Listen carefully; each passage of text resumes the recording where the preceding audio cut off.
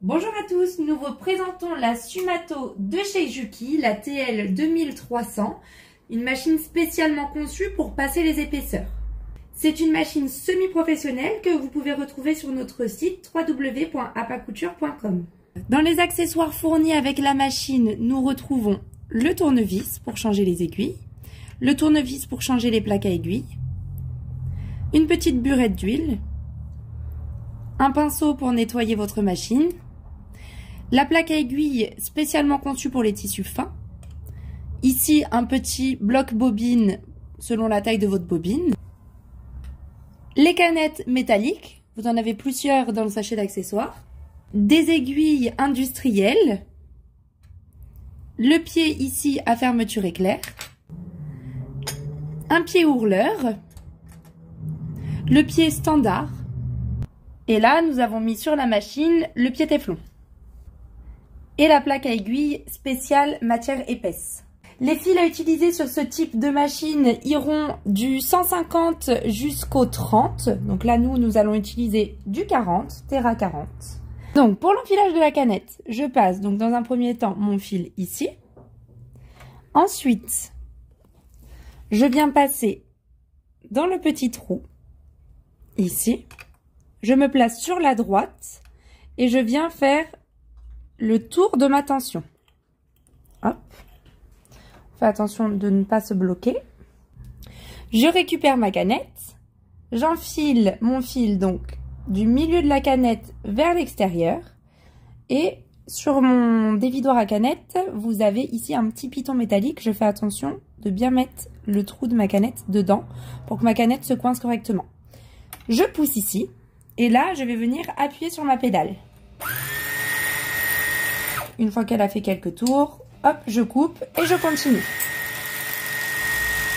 Soit je bobine ma canette entièrement, ou alors je m'arrête lorsque j'en ai assez.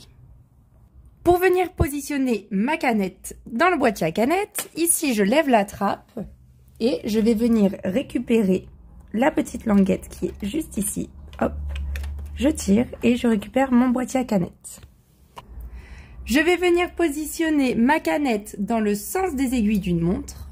Hop, je passe dans la fente entre les deux et bien jusqu'au bout. Hop, je sens légèrement la tension de ma canette. Et je vais venir réinstaller mon boîtier.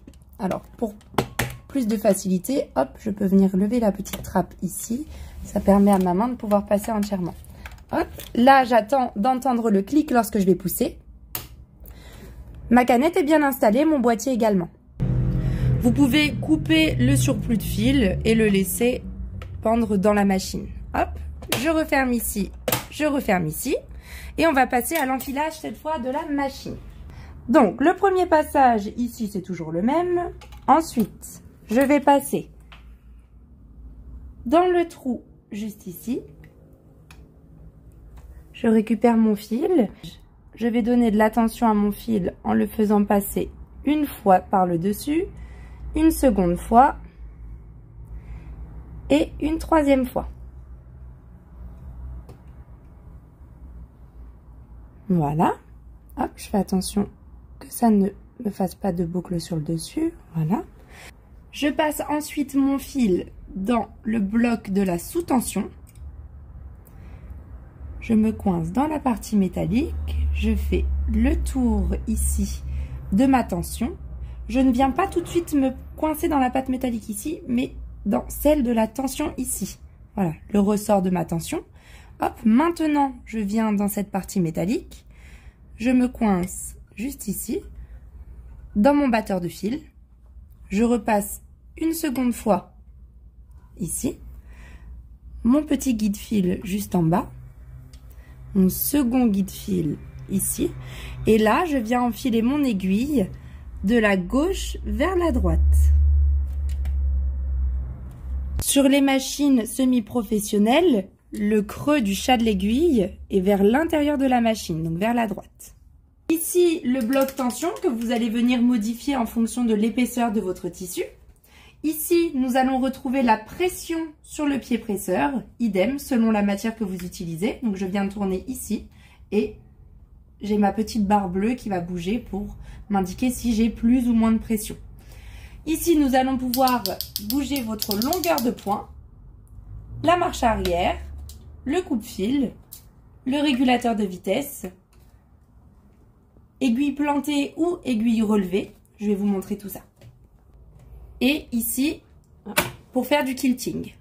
À l'arrière de la machine, vous avez le pied presseur. Hop, donc je le lève, je place mon tissu. Et là, je suis prête à piquer. Ici, donc le variateur de vitesse, vous le réglez en fonction de la vitesse où vous voulez aller. Pour sortir mon aiguille, j'appuie sur ce bouton-là, ce qui me relève mon aiguille. Ça m'évite de tourner directement au volant. Et ensuite, je peux soit venir appuyer ici pour couper mon fil, ou alors, hop, quand je plie, je peux venir chercher ma pédale juste ici pour venir couper mon fil également. Lorsque je coupe à la pédale, le résultat est exactement le même que lorsque je le fais manuellement ici. Pour faire la marche arrière, je vais venir appuyer ici. Hop. Je reste appuyer le nombre de points que je souhaite que ma machine recule. Donc le point d'arrêt à faire en début et fin de couture. Voilà, je coupe mon fil et c'est terminé. Là, je vais vous montrer donc que la machine peut vous passer des épaisseurs. Donc c'est de la sangle. Hop. Je vais venir me mettre en 3 épaisseurs. Hop, donc je passe ma sangle. Hop. Là, je viens régler donc la longueur de point en fonction de ce que je souhaite avoir comme résultat. Et je pique.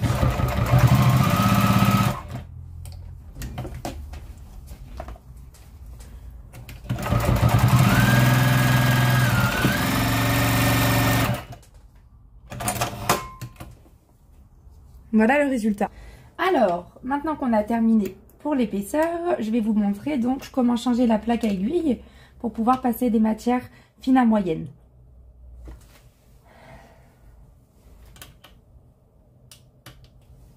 Donc, je desserre ma plaque à aiguille.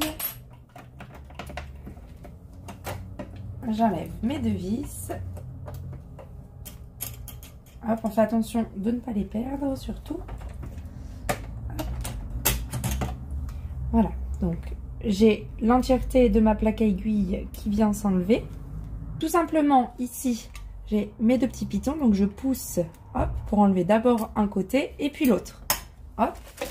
Pour différencier les plaques à aiguille, de savoir laquelle est faite pour l'épaisseur et laquelle est pour le fin, tout simplement ici, le trou est plus gros pour les épaisseurs, celui-ci est plus fin pour bien sûr les matières plus fines. Hop. Donc, je viens mettre cette partie ici. Donc je force un petit peu pour pousser la partie métallique. Hop. Et là, de ce côté-là, pareil qu'au début, je viens mettre mon piton à l'intérieur. Hop. Je viens replacer ma plaque à aiguille.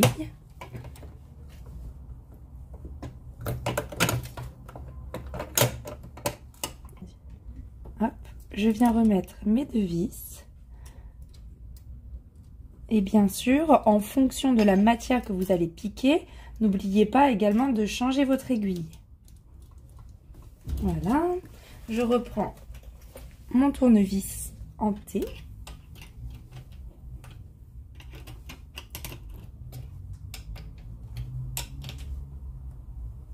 Je resserre bien ma plaque.